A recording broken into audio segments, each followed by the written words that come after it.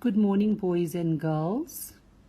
Our Bible story today is titled David the Shepherd Boy.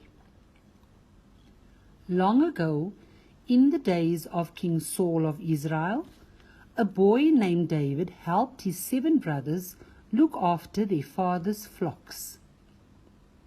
Though he was the youngest, David was a strong, brave boy who loved and trusted God. He lived in the town of Bethlehem. Once a lion attacked the flock to snatch a little lamb for supper. Young David attacked the attacker, pulling the lamb away.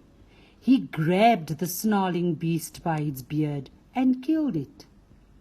David knew God had helped him. Samuel, God's prophet, was still sad that King Saul had failed God so badly. "How long will you mourn for Saul?" God scolded Samuel. "I am sending you to Jesse, for I have provided myself a king among his sons." Jesse was David's father. Even though Samuel knew King Saul might kill him for going to find another king, the prophet obeyed God. When Samuel arrived, Jesse made 7 of his sons pass before Samuel. And Samuel said to Jesse, "The Lord has not chosen these. That only left David, the youngest. He was out with the sheep." They brought David in, and the Lord said, "Arise, anoint him, for this is the one."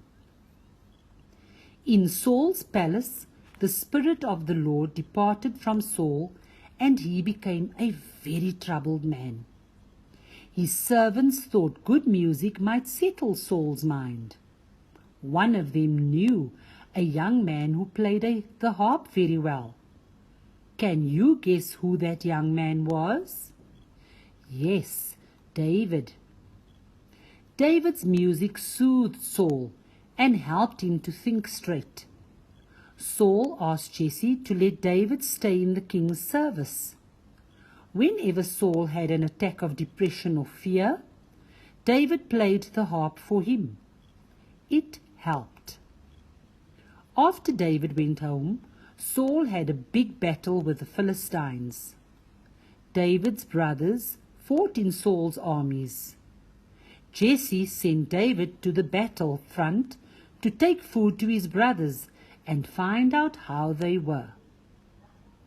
A huge Philistine giant, Goliath, had scared all the Israelite soldiers. "Choose a man for yourselves and let him come down to me," Goliath shouted. "If he is able to fight with me and kill me, then we will be your servants. But if I kill him, then you shall be our servants and serve us." All the men of Israel, when they saw the giant, fled from him and were dreadfully afraid. Then David said to Saul, "Let no man's heart fail because of him. Your servant will go and fight with this Philistine." Saul wanted David to wear armor and carry a sword. Instead, David took his sling and picked 5 smooth stones from the brook. Goliath laughed when he saw that young David wasn't even wearing armor. "I will give your flesh to the birds of the air and the beasts of the field," he roared. "I come to you in the name of the Lord," David answered. "This day the Lord will deliver you into my hands, for the battle is the Lord's." Then David ran straight toward Goliath.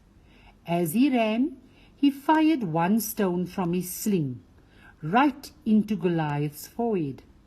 Goliath fell. David quickly drew Goliath's huge sword and cut off his head. When the Philistines saw Goliath dead, they ran for their lives. King Saul did not remember that this was the same David who had soothed him with the harp. He put David in charge of his army, then got jealous when the people honored David's victories. Now what more can he have but the kingdom, Saul thought. So Saul eyed David from that day forward. Again, King Saul's mind was troubled, so David played music to try and soothe him. 3 times Saul threw his spear at David, but David escaped each time.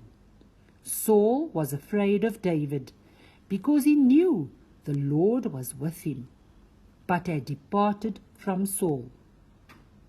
But Jonathan, Saul's son, loved David as a brother. My father Saul seeks to kill you, he warned David. So David escaped.